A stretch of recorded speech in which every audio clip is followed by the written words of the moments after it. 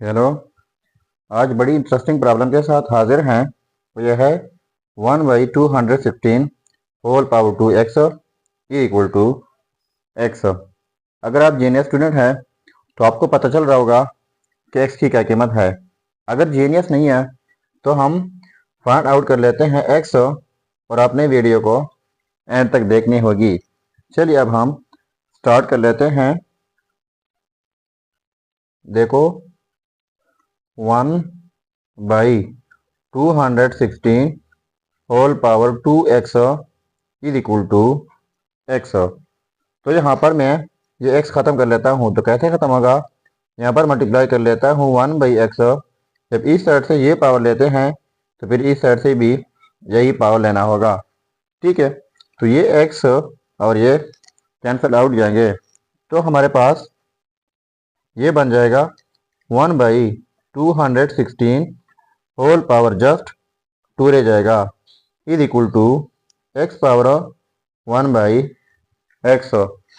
ठीक है, अब हम 1/216 की जगह लिख लेते हैं 6 पावर 3 जो कि इक्वल है 216 का होल पावर ये वाला 2 is equal to x power 1/x। अब ये पावर जो है 2 ये 1 के ऊपर भी है और 6 पावर 3 के ऊपर भी है।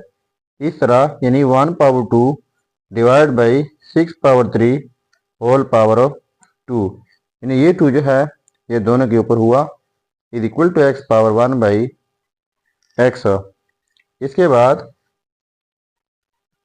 1 पावर 2 ये हो जाएगा 1 डिवाइड बाई 6 पावर 3 एंड 2, यानी 3 2 ज़र 6 हो जाएगा। ये हमारे पास एक रूल है x power a whole power b is equal to x power a and b, यानी जब किसी बेस के ऊपर दो पावर्स हो तो वो पावर्स प्रोडक्ट होते हैं।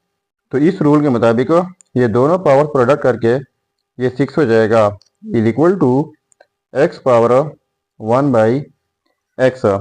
अब इनको हम माइनस जो है मल्टीप्लाई कर लेते हैं -1 और एक माइनस इनके साथ लगा लेते हैं। जब इनको हम प्रोडक्ट करेंगे, ठीक है, तो ये फिर पॉजिटिव 1 बन जाता है, यहाँ पर पॉजिटिव 1। ठीक है, तो देखो 1/6 पावर 6 इज इक्वल टू, अब हम इनको लिख लेते हैं x power -1 and whole power ये वाला माइनस जो है इनके साथ लिख लेते हैं। ठीक है, अब ये हमारे पास x पावर -1 है तो इनके लिए हमारे पास एक रूल है, वो ये है कि अगर 1/a हो तो इनको हम लिख सकते हैं a पावर -1। तो ये हमारे पास x पावर -1 है इस फॉर्म में, तो इस तरह फ्रैक्शन फॉर्म में हम इनको लिख सकते हैं। तो देखो 1/6 पावर 6, ठीक है, इज इक्वल टू, अब ये हो जाएगा 1/x होल पावर -1/x। अब देखो 1/6 पावर 6, तो इनको भी इस रूल के मुताबिक लिख लेते हैं। ये हो जाएगा 6 पावर, ये ऊपर लेके जाना चाहे तो 6 पावर -6 हो जाएगा is equal to 1/x whole power -1/x। अब हम इनको कंपेयर कर लेते हैं। देखो यहाँ पर 6 है और यहाँ पर 1/x, यहाँ पर -6 तो यहाँ पर -1/x। तो इससे साफ पता चल रहा है कि 6 जो है वो इक्वल है 1/x का। तो x यहाँ पर आ जाएगा इज इक्वल टू और 6 यहाँ पर आ जाएगा। तो ये रहा हमारा फाइनल रिजल्ट। अब अगर इसी रिजल्ट को हम वेरीफाई करना चाहें कि वाकई रिजल्ट ठीक है या गलत, तो यहाँ पर मेन प्रॉब्लम में x की जगह 1/6 पुट करके अगर ये आपस में सेम आता है तो ये रिजल्ट ठीक होगा। चलिए अब हम इनका वेरिफिकेशन कर लेते हैं। अब देखो ये है हमारा result x is equal to 1/6। अब हम इनका वेरिफिकेशन कर लेते हैं।